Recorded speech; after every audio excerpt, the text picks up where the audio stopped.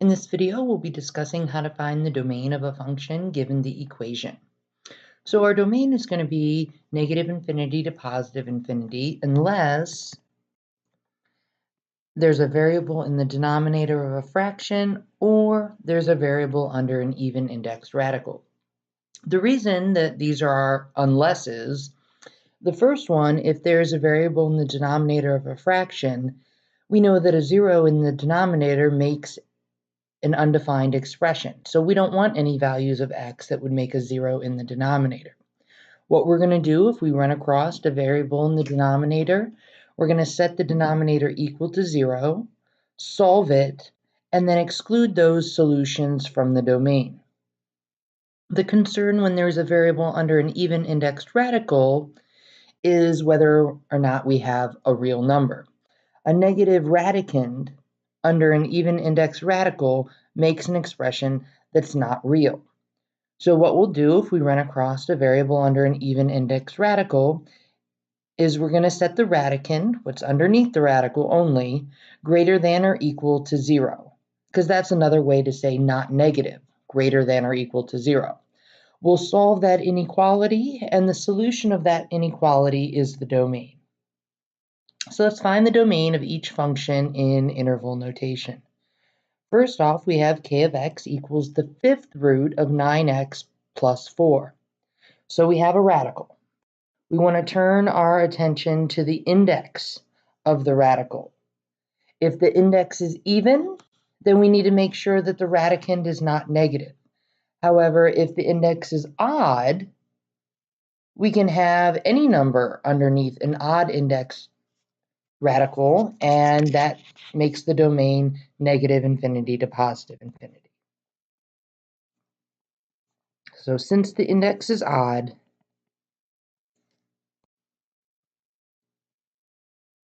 our domain is negative infinity to positive infinity. Next, we want to find the domain of b of x equals 3x minus 1 over x squared minus 5x plus 6. In this example, we notice that we have variables in the denominator, and that's one of our concern areas, variables in the denominator. We know that the denominator cannot be equal to 0. So we're going to set the denominator equal to 0, solve the equation, and then exclude those solutions from the domain. We're solving a quadratic.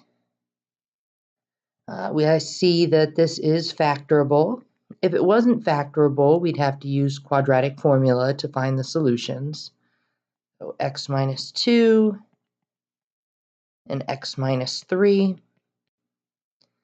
Setting each of these factors equal to 0 and solving. We get x equals 2 and x equals 3. These are the numbers that must be excluded from the domain.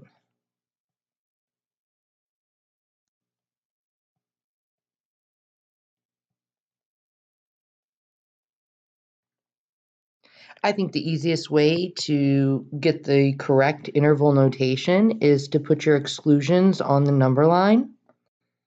We don't want 2 and we don't want 3, but we want everything else. Everything to the left of 2, everything in between 2 and 3, and everything to the right of 3. Writing the interval to the left of 2, well, that'll be negative infinity to 2. Since we don't want to include 2, we're going to indicate that by using a parenthesis, because that says don't include. Now we need the interval in between 2 and 3. This is going to be a separate piece of interval notation, so we need to put a union symbol in between. We want to go from 2 to 3, but we're excluding both of those numbers, so both 2 and 3 get a parenthesis in that interval. Lastly, we need the interval, everything larger than 3. Again, we're not including 3, so we use a parenthesis, and then we're going forever to the right, which is positive infinity. The domain for b of x is negative infinity to 2 union 2 to 3, union 3 to infinity. However many numbers you're excluding from the domain, that's how many union symbols you should have in your answer.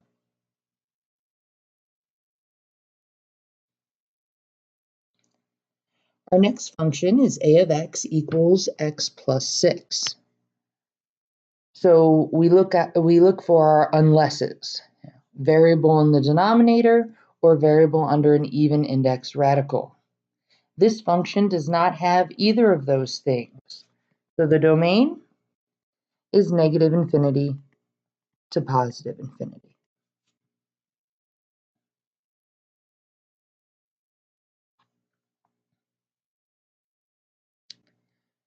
Our next example is h of x equals the square root of 5x minus 1.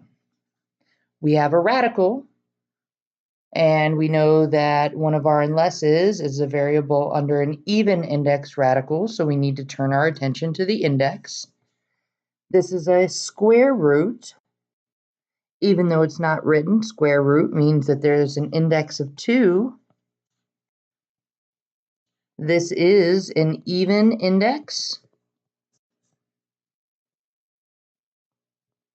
This is the kind of radical that we need to make sure that the radicand is not negative. So we're going to take the radicand, which is 5x minus 1.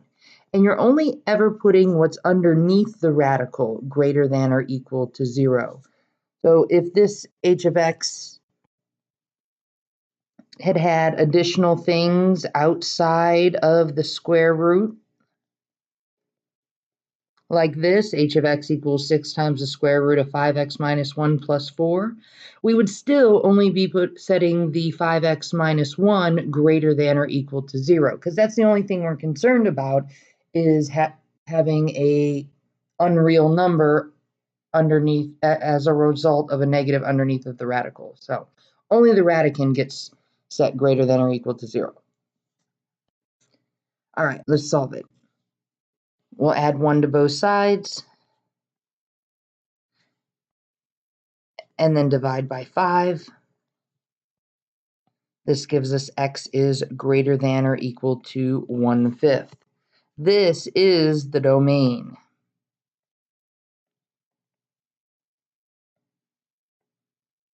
Now we just need to write it in interval notation.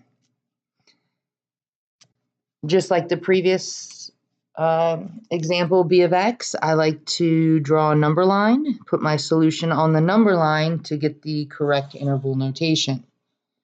X is greater than or equal to 1/5, so I find 1/5. X is greater than 1/5, so I'm going to shade to the right. Because my inequality symbol is or equals to, that means that we want to include the 1/5. We indicate that by using a square bracket opposed to a parenthesis. So now what I have shaded there on the number line is my domain. We just need to write it in interval notation. Our shading begins at 1/5. So that's the beginning of our interval notation. We're including 1/5, so we use a bracket to indicate that. And then our shading goes forever to the right. Forever to the right is positive infinity, and infinity always gets a parenthesis. The domain of h of x equals the square root of 5x minus 1 is 1/5 included to positive infinity.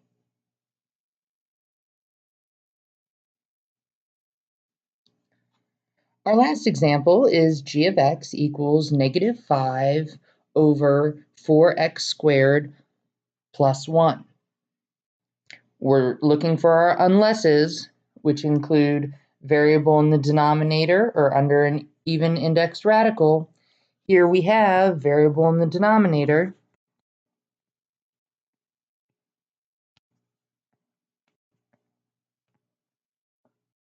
When we have a variable in the denominator, we're concerned about where the denominator is equal to 0.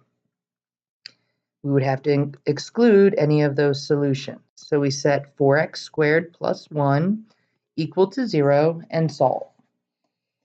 This is a quadratic equation. Since this quadratic equation only has a quadratic term and a constant term, but no linear term, the easiest technique for solving is square root property. For square root property, we start by isolating the squared part. So I need to isolate the x squared. I'll do that by first subtracting 1 and then dividing by 4. This gives us x squared equals negative 1/4. Now we're ready to take the square root of both sides.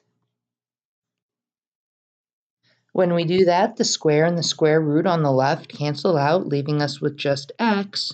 But remember on the right, when we do square root property, plus or minus appears. So we get x equals plus or minus the square root of negative 1/4. Well, let's look at this radical here. We have the square root of negative 1/4, which we want to simplify. But this negative underneath tells us that this is going to be an imaginary number.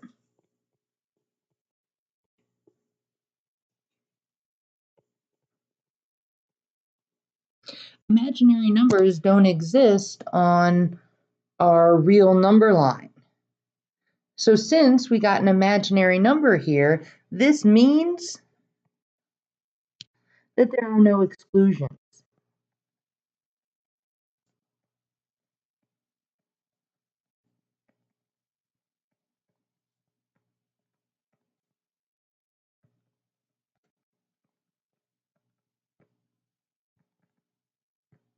Well, if there's nothing to exclude from the number line, that means our domain is the whole number line. Our domain is negative infinity to positive infinity. That one was a little tricky.